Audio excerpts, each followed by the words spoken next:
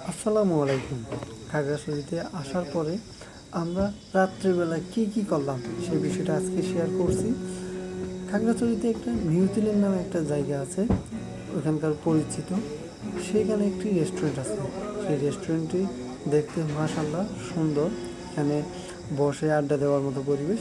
আমার বন্ধু চাইনার একটা ছোটো ভাই আমাদেরকে ওই জায়গায় নিয়ে গেল। আমরা সেখানে বসে আড্ডা দিলাম এবং খুব ওইখানে মনোমুগ্ধকর গান হচ্ছিল, ওইগুলো শুনতেছিলাম, উপভোগ করছিলাম খুব ভালো মতোই। রাত্রে আমরা এখানে ডিনারটা সেরে নিলাম। পাশাপাশি যে বাসায় আমরা বেড়াতে গিয়েছিলাম সেই বাসায় আমাদের জন্য একটা ইমেজিং সারপ্রাইজ ছিল। সেটা হচ্ছে আমরা ফানুস উড়ানোর সেই মুহূর্তটা ছিল অসাধারণ। আমি আসলে কখনো ফানুস নিজেই তৈরি করে উড়াইনি, কিন্তু আজকে একটা সুযোগ হলো, সেই কারণে আমি একটু খুব আনন্দিত এবং উৎফুল্ল ছিলাম। আমার বন্ধু আমাকে সহযোগিতা করছে এবং তারা ধর্মীয় রীতি অনুসারে বিভিন্ন ধরনের যে উৎসবগুলো হয়, ফানুস উৎসব, সেগুলো আমাকে শেয়ার করতেছিল। আমিও তাদের বিষয়গুলো শুনতেছিলাম এবং কীভাবে ফানুস উড়ানো হয় সেই বিষয়গুলো দেখতেছিলাম।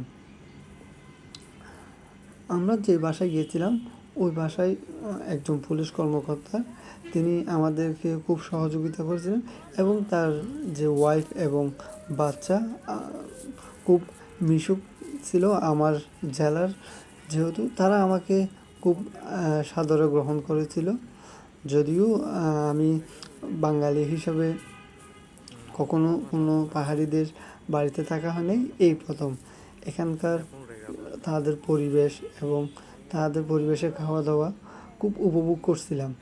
তাদের জুম চাষের যে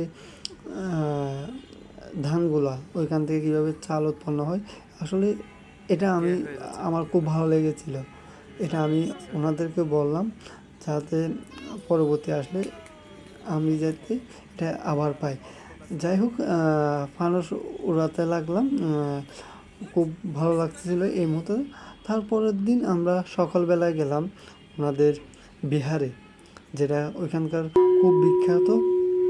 এবং এখানে আমার ভালো লাগছে কারণ এখানকার পরিবেশ, আমি কয়েকটা ছবি তুলে নিলাম, আপনারা দেখতে পাচ্ছেন।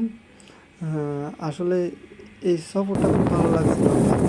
এরপর আমরা সিন্ধুচড়িতে বাইকে করে গেলাম।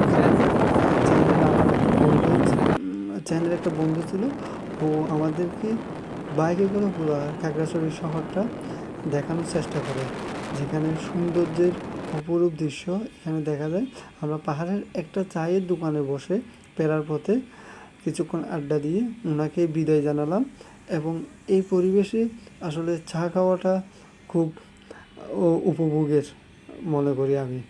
সবাইকে ধন্যবাদ। সবাই ভালো থাকবেন, সুস্থ থাকবেন। আল্লাহ হাফেজ।